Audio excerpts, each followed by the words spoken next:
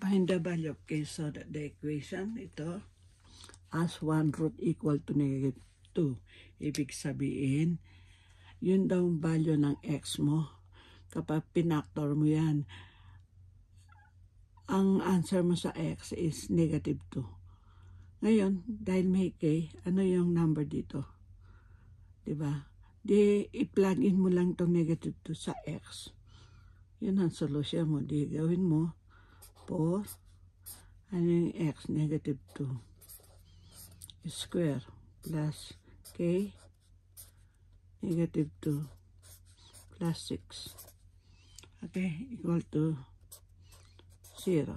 Okay, so ito negative 2 times negative 2, 4 plus 4, 16 plus minus 2k, diba? Plus 6.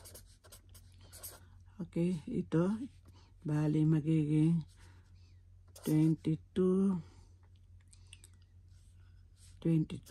minus 2k. Okay, the negative 2k magiging negative 22. Okay, divide mo negative 2, divide mo negative 2. Kaya yung k mo is 11. Ito yung answer mo.